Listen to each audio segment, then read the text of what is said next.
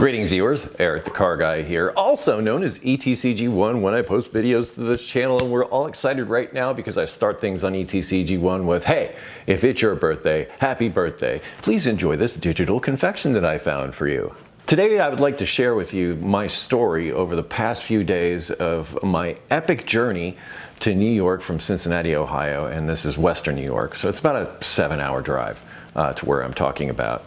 And getting my dad's 1951 Chevy running for the first time, well, running it on the road for the first time in more than 40 years. I know it's been more than 40 years because I remember as a young child.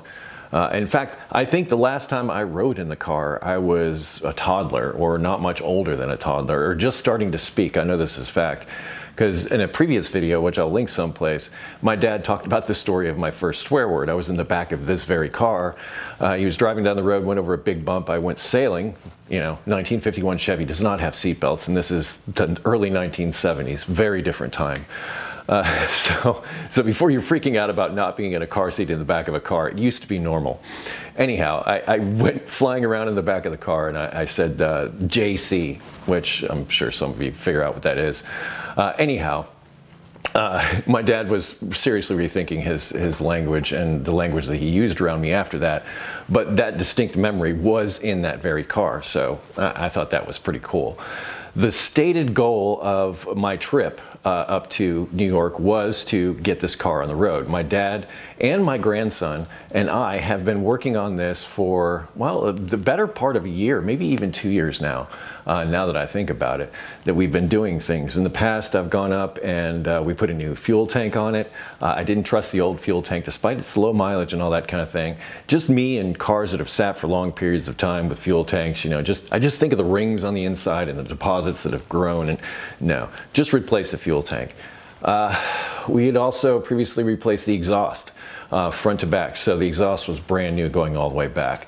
The goal was to get it so this car could be registered, insured, inspected, and driven on the road so that the three of us could take it to a car show someplace or just take it out and just spend time together, because all three of us, including my grandson, in fact, I believe he's the reason all of this is happening.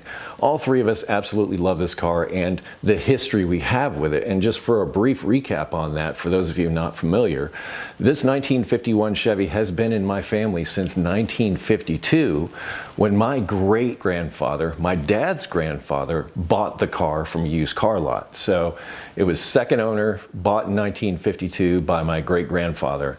My dad bought it from my great-grandfather's estate sale after he passed, I believe for $1. And he's had it ever since. And I believe that was sometime in the early 70s, like I mentioned, when that happened. So here we are today, and now it is back on the road after all that time. It's really mind-boggling and hard to put into words because you've only just learned about it in the past few minutes. I've literally had this on my mind since I was my grandson's age, who, by the way, is about to turn 16 next month, and it's July 2025. So he has his own vested interest in this, because I think the second he turns 16, he's going down to the Bureau of Motor Vehicles and getting his learner's permit so that he can start driving. He's very excited about that. In fact, during my trip up there, which I'm gonna, now that I've given you the backstory, during my trip up there, I took the truck and I took a load of things for my grandson, along with a whole bunch of tools and the parts that I needed to do the work we were hoping to do. And the work that we were hoping to do on this trip to get the thing across the finish line, as I mentioned, we'd done that other work, the fuel tank, the exhaust. We did some work on the brakes as well. They got the engine running and everything else and all the other stuff. So they had been working on their own without me on some things, and I was coming up to work on other things. But this was supposed to be it. This was supposed to get it on the road. My dad had already gone to a local shop to get the tires mounted onto the wheels, and he was really concerned about this because these tires and wheels were from 1951. They were original with the car. And you're like, well, what's the big deal about that? Well, back then, some tires had tubes inside of them, including this car. So not just the tire on the outside, like a lot of bicycles, it had a tube inside of the tire, which made things a little bit different. And he had some concerns of whether or not you could take a modern tire, a tubeless tire, and mount it to these wheels that had tubes in them previously. He said on the inside of the rims themselves there were some rivets, and he just went around with some RTV and just sealed around those rivet heads with the RTV before they mounted the new tires on, and that was at Tim's Auto in Springville, New York. That they put those tires on for him. And he'd already painted the wheels and everything up, so that stuff was all done and ready to go. So tires were sorted. So we had exhaust, we had brakes, we had fuel, many of the things, but tires, big thing on the list in order to get this thing roadworthy. Before I got there to all of this, I stopped and picked up my grandson, who is very into his 1950, I don't know if it's 1951 or 52, so it's about the same age as this car. He's got a Farmall tractor that he absolutely loves and adores. And I think one of the coolest Christmas presents I think I've ever given anyone was I got him a 12-volt conversion. It was last year or the year before for Christmas for this Farmall tractor, so he could run a 12-volt battery. And normally it came with a 6-volt battery initially. But now with the 12 volts, he's able to run modern lights and all the other kind of stuff on there. In fact, he's so into it, he's fixing other people's tractors too. You can see the pride in my face and in my voice here for him. Anyhow, he's all right. Then we headed over to my dad's garage, which is where the 51 was, and I got there about 2 in the afternoon, and we started work immediately. I think definitely there was a lot of planning and everything that came up to this point, a lot of stress that we had put upon ourselves to try to get this thing done over the next few days. So I arrived on a Monday. The idea was to have it on the road and driving by Wednesday. The things for this particular trip were to finish up the brakes. We didn't do anything with the rear brakes previously. We did the front brakes, we put new wheel cylinders on it, I bent up some brake lines, we put a master cylinder on it. The thing about the master cylinder was there was a leak that was dripping underneath the master cylinder that was a concern, and they took a picture of it, and I had made new lines, and one of the fittings looked like it was leaking a little bit that was screwed into the side of the master cylinder, so that was something that needed to be addressed. Thankfully, it was just a little bit loose, just needed to snug it up. But these are the kind of things you want to verify before you take the thing out on the road. But also, there is a steering idler assembly on this car, which is unlike anything else I've ever seen. And obviously it's older. It feels over-engineered, but I haven't driven the car, but I imagine it makes the steering really nice. But it's an idler assembly that comes off of a drag link assembly, which is worked by the steering wheel. So the steering wheel, you turn it back and forth, and it transmits that motion to a back and forth motion underneath the hood by the engine. And that back and forth motion is then transmitted to another assembly, this assembly that I took off and reconditioned, and takes that and turns it into a rotating motion. So it takes back and forth and turns it into rotating in the center of the vehicle. It's, like I said, I've never seen anything like this before. On Monday when I arrived, I got the my grandson and we got the old part off, and he was going to clean it the next day. So that was removed. I can't remember if we started on the rear brakes or not. Anyhow, we felt like we got a good start on things. We went for dinner, got ourselves some pizza. I also got a chance to see my son, who is my grandson's father. Obviously, he came from somewhere. And I got a chance to spend time with him, which was also great. We got to it the next day, got to it.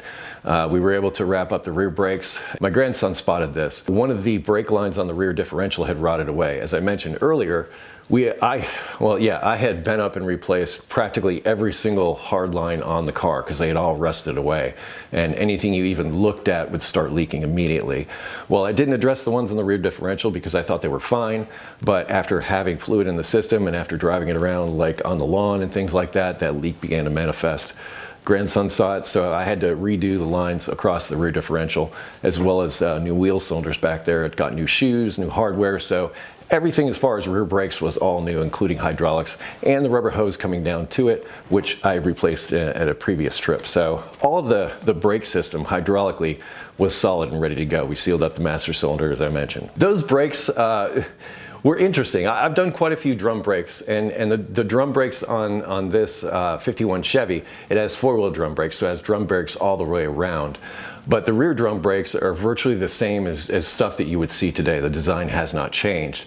But one thing that I found significant was on newer brakes, the lever that works the parking brake assembly. So there's a lever that comes down off of one of the shoes, and it's attached to the parking brake cable, so that when you activate the parking brake cable, it actually activates the brakes in place of the wheel cylinder, which normally does it hydraulically.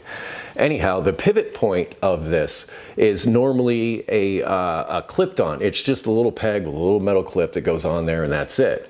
This 51 Chevy, a nut and a bolt. Yeah, I'm grinning when I say that because those of you out there know. When was the last time you saw brake parts that were bolted together that you could just unbolt and put it back together? That's pretty cool, right? That's an expense that they are never going to go through again. And that's kind of what I see what happens in manufacturing. They get cheaper along the way. But back in the day, there was a time when they bolted the brakes together, and that was in 1951. Anyhow, got all of that sorted. So brakes were all good, got everything adjusted, although there was a bit of a fight getting the passenger side rear drum off of, and I'll admit to this now, I thought I had adjusted it to where the shoes had released. I did not, and I let my dad fight with that for about an hour, and I feel bad. I'm sorry, Dad. And then I went on to recondition that idler assembly, but I took a break before I went to that because another thing was his dad has this 1987 Thunderbird that he bought brand new in 1987. The air conditioning hasn't been working on it in a few years, and I believe the cause of that is a leak at the quick connect lines going to the condenser on the front of the car. It's exactly the same as my Fairmont behind me now. I mean, this is a 1979 Fairmont, but the body underneath, or the chassis underneath that 87 Thunderbird is exactly the same as what's here. So I'm very familiar with it. Anyhow, could not for the life of me get those quick connects to disconnect. Just could not do it. I brought my special tools, everything. Then I walked away, and after Dad got done fighting with the brakes, he went and fought with those lines to try to get that AC disconnected for like another hour, and he was there. And he came up with some pretty trick little things of trying to put stuff on the lines to try to pull them apart and all that kind of thing. If you've got a solution out there or some special tool that does this for these Fords, let me know in the comments because I really want to solve that problem for Dad. We have struggled with it for long enough. Please help. Back to the 51 Chevy and the really cool steering gear that I went through and reconditioned. There's a kit that you can get for these, and I believe this is a 49 through 52 Chevrolet or General Motors product of that time. I think the trucks also use a similar steering setup. But there's a pin that goes through the assembly that is locked together with another pin that goes through sideways, and the thing rotates inside of two bushings. And those two bushings had completely worn out to the point where like there was like 10 inches of steering play back and forth before the wheels even thought about moving. So when you're driving down the road in the 51 Chevy, which has a large steering wheel, which by the way, they used larger steering wheels back in the day on vehicles without power steering because it gives you more mechanical advantage. So without power steering, having that extra leverage of a bigger steering wheel is helpful. That's why they were bigger. So working on reconditioning this steering gear. Got everything apart, and it's a little more than your average just bushing replacement kind of thing, at least that I've experienced in the past. And I thought this was interesting and sort of a time capsule as far as what mechanics might have experienced back in the day. And that was not only to replace the bushings, which Dad came up with this really trick bolt and washer setup that I was able to use instead of a press to press everything back together. After installing the bushings, after getting the old ones out, which I just took a hacksaw blade, or actually a sawzall blade, and a pair of vice grips, and I cut the bushings. Anytime I'm removing bushings, that's my strategy, is just to cut the bushing. That way tension is released and they usually fall right out after that. And if I was in my shop, I would have grabbed my body saw and cut that bushing because that's really nice. It's got a really thin blade and you can get down into small places with it. Anyway, got the old bushings out, put the new bushings in, and this is where the cool, like, I'm a real mechanic stuff comes into play. I had to ream those bushings to size. So in other words, it wasn't just enough to install the bushings and slap the parts together. No. You actually had to go in with a reamer and ream these bushings to size before putting the new pin in. And the tolerance of the spec was ridiculous. So I believe the spec was 0.922 inches to 0.923 inches. So that's 0.001 of tolerance for that specification, which is tighter than valve adjustment specs that I've done. So it was hand reaming. And so I was there for a while trying to sneak up on this because I believe it started out as 0.219, the bushing when I started. And I just kept using this reamer, which I learned how to use for the first time. Well, I might make a video about how to use that reamer because that could be useful information. Anyhow, finally reamed the bushings to size, got everything back together, super stiff as far as its action. But then I'm thinking to myself, okay, it's a new bushing and all that. Got the grease fittings and everything put back together. Had this really trick connection that goes to that drag link assembly that I talked about. Never seen anything like this either. So it's an encapsulated ball joint to where you remove a cotter pin and then you can remove a plug on the end of it, and that plug houses a spring and another assembly that traps the ball from the ball and socket in there. So it's actually a spring-loaded ball joint on this steering assembly, which I thought, okay, serviceability is being part of it, but the other thing I thought was those springs on the inside that would absorb road vibrations going up to the steering wheel, I would think. So I thought that was kind of a trick little piece of engineering. And I think it was kind of over-engineered for that, because a 1951 Chevrolet, probably equivalent to a Toyota Camry today, some everyday person's car. But the way this thing runs so smooth and drives so smooth, I guess there were different expectations, or they had different aspirations as far as when they were making these cars. But this car runs and drives smoother than anything you'd find on the road today.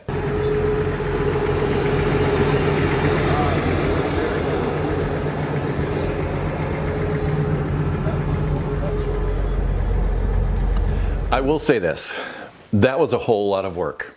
And we had also sort of had tentatively planned adding seat belts to the car, because I had gotten seat belts for it, but that would have necessitated removing the front seat as well as the carpet. The car didn't come with seat belts, so it's not necessary for an inspection, but we wanted seat belts because my grandson's going to be driving it, his great-grandson's going to be driving it, and just make it a little bit safer. But again, that would have necessitated more work that we just ran out of time for. So at the end of Tuesday, we had the steering back, we had the brakes back, and well, virtually everything we needed. We had the tires, the car was ready to go on the ground in the garage.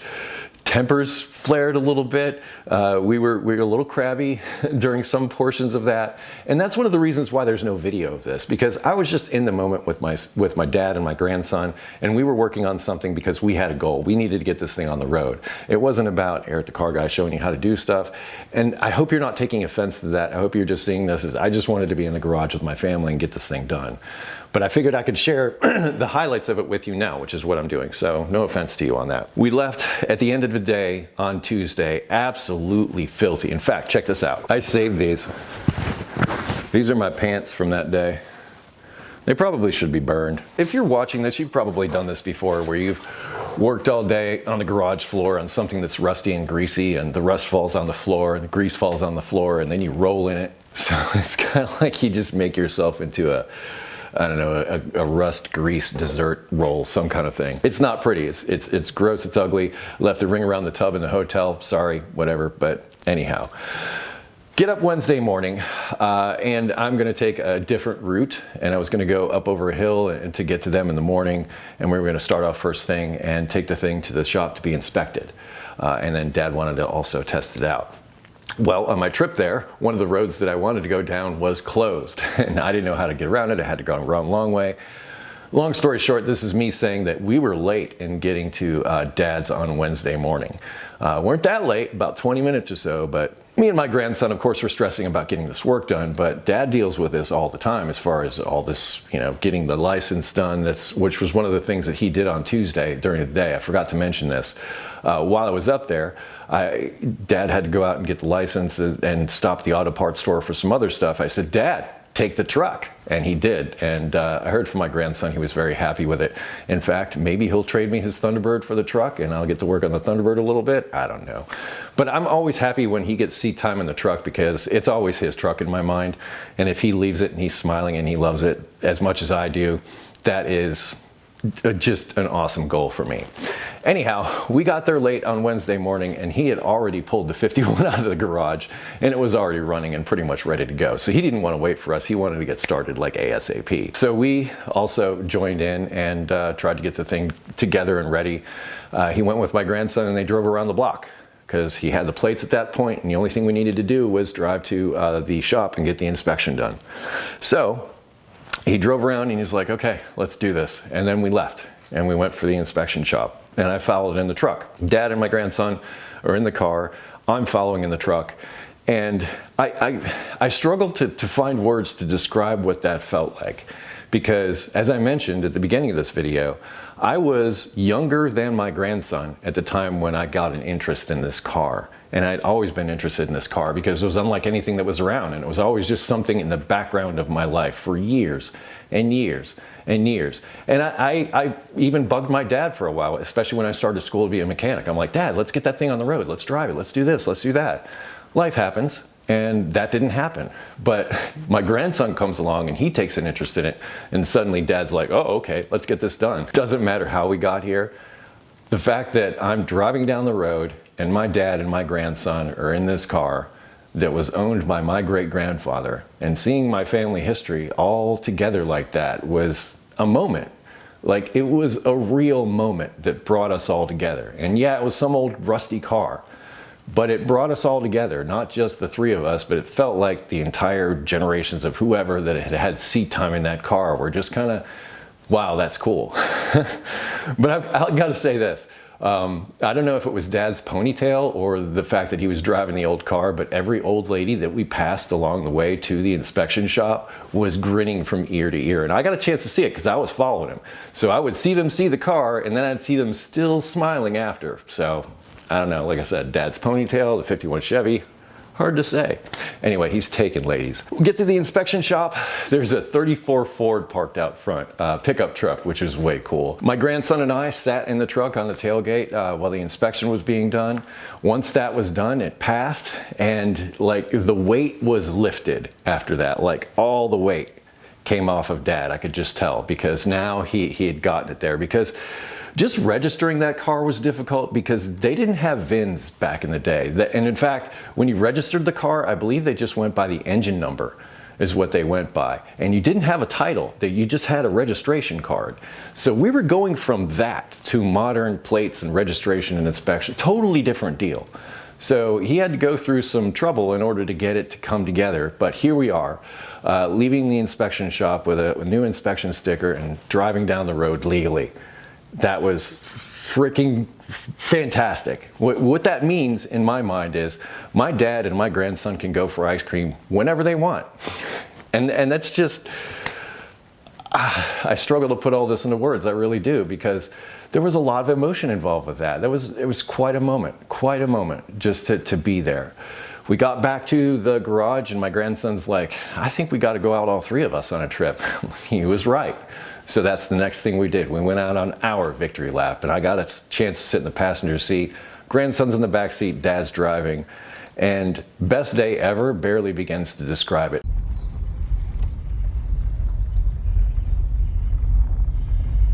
Yeah, it's nice that it's mobile. Right? We can do stuff. Now that if it needs to go somewhere or whatever, it go can go somewhere. Under its own power. The steering wheel's straight. Only because I'm making a right turn. Oh, okay. I was just thinking, I'm surprised because usually when you do that kind of work, the steering wheel's never straight. Yeah. It's close to where it was. Well, if it's close. Right there is what it's doing. Right there. Oh, that is close. We can make that better. But it's moving under its own power. I'm so excited. I think we all are. It's like, wow. It's been years. Years. A few years of working on this and that and the other thing. I mean, this started pre-pandemic, doing little things to get it running again. Well, for me, it's been 40 years, but if you want to call it 5, fine. Yeah. Well, I mean, since I actually started working on it, getting the carburetor rebuilt and doing some stuff. Well, it's awesome. We're awesome for doing this. Yeah, I all had a hand in it. All of our hands, all of our dirty, filthy hands. Went through a couple of pairs of jeans this week. I know that. Oh, me too. I felt like I just won Miss Teen USA and my eyes were lawn sprinklers.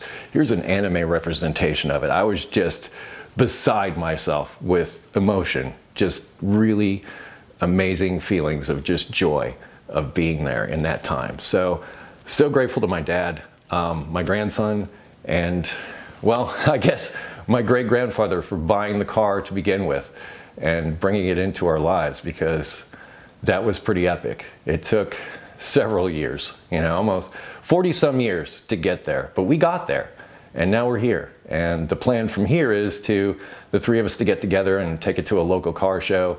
I hope to bring the truck along with that and meet some of you, and for some of you to come and see that car and see the truck and meet my dad and my grandson, and well, there's that.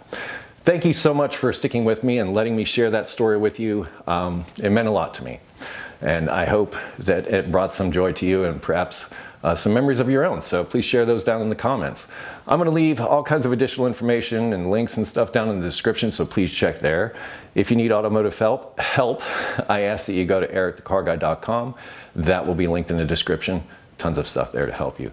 Be safe, have fun, stay dirty. Cherish those moments, people. I'll see you next time.